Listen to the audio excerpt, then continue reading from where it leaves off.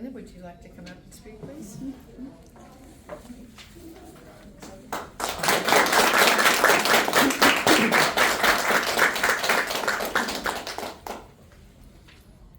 Good morning.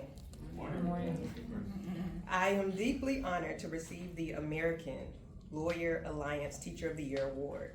But let me be clear, I accept this not on my own, but on behalf of the incredible young people I have the privilege to teach every day at Paul Laurence Dunbar High School in Washington, D.C.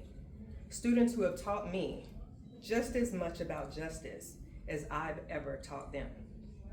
When I first began directing our Law and Public Policy Academy nearly a decade ago, I wasn't just teaching about statutes or Supreme Court cases.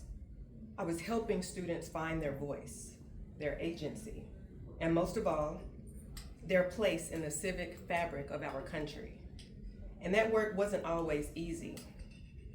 Many of my students live just blocks from the Capitol, yet feel miles away from power. They see headlines about democracy, but rarely see themselves in the story. So in our classroom, we write ourselves in.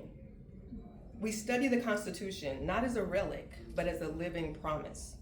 We hold mock trials and debate, not just to learn procedures, but to grapple with justice, fairness, and bias. We visit courtrooms and meet with judges, not to be impressed by the system, but to interrogate it. And perhaps most importantly, we act.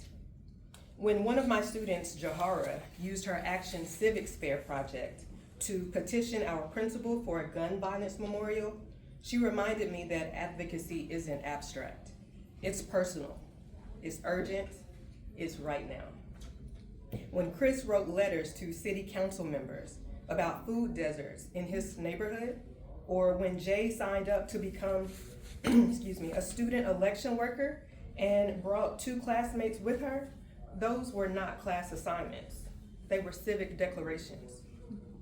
We created a peer court system so that students could judge not only cases, but fairness itself, rooted in restorative justice and led by students like Richard Bangora. Richard dreamed big.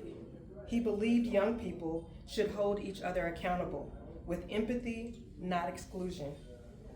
Richard's vision lives on, even though he's no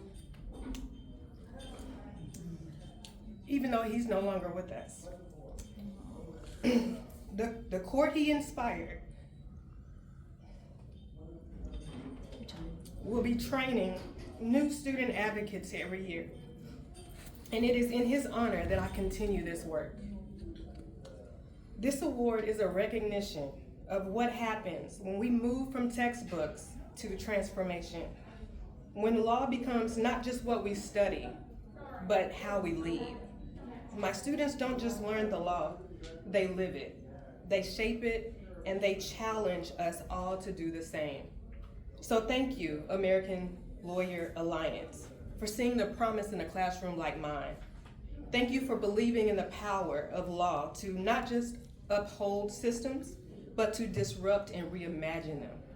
And thank you to my students, past and present, who remind me every day that justice is not just a lesson, it's a lifestyle. This award belongs to them. I thank you.